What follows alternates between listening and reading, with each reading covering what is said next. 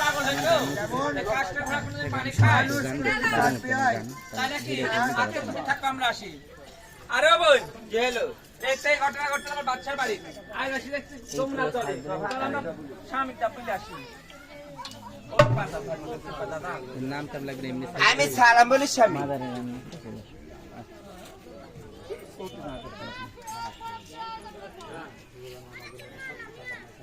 আমি সালাম বলি স্বামী। আল্লাহ সালাম। আমার বড় বোন শোনেন স্বামী, আমরা গেছে নয় কহদেরা চান করতে, ওখানে যা নতুন একটা দৃশ্য দেখলাম। কেমন কেমন? কোথায় এটা সেলাইছে একটি কাস্টের ঘোড়া লিয়া, আসি পানি ঘোলাচ্ছে আর সকালে কয়েকটা করতে কাস্টের ঘোড়া পানি পিয়াও পানি পিয়াও পানি পিয়াও। তোমরা কি বললে? আমরা কোনো ছেলে তুমি পাগল হয়েছো? কাস্টের ঘোড়া কোনোদিন পানি খায়? আর ছেলে কি বলতে শুনছেন?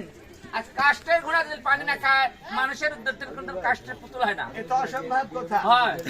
12 বছর আগে এই ঘটনা কথা আমার বাড়িতে এখানে ঘটেছে। হয়। তাই না? হ্যাঁ। এই ছেলে কেমন করে জানলো? তা আবার কে জানে? মুফতি সাহেব, সাগরে একটা ছেলে আসছে, পানি ঘোলার দরকার দিচ্ছে আর আমি কথাবার্তা বলছি, ওকে গৃহ বন্ধ করে দিয়ে আমার কাছে আসো।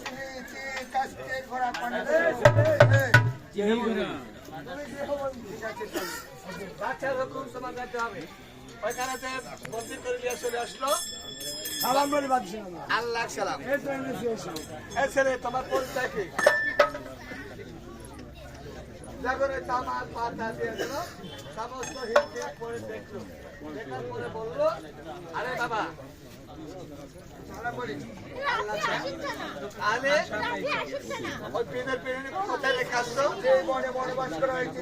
সেখানে তাকে ঘরের তো ঘর বানিয়ে এই কথা যাও, এই মাঝে পালকি সাজে তাকে আর বাদুর হাটের পালকি করে হাজির করো।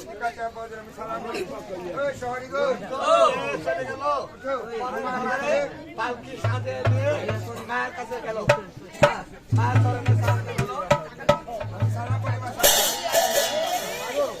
তোমার জন্য পালকি দিয়ে এসেছি, তোমাকে পালকি চড়ে যেতে হবে। ঠিক আছে বাবা, যাও।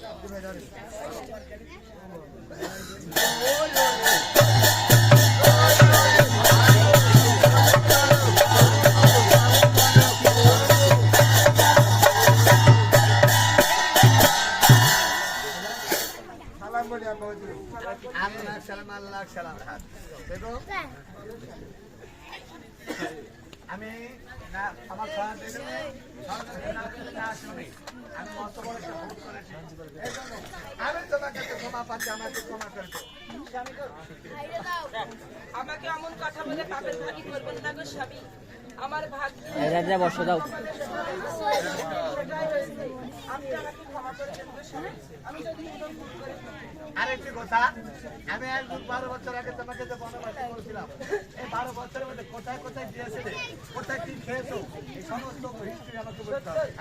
স্বামী গো, আমার দুঃখের যত হৃদয়ের কথা আপনাকে সব বলবো, আপনি নীরবে সব শুনেন গো স্বামী। আচ্ছা ঠিক আছে, বলো।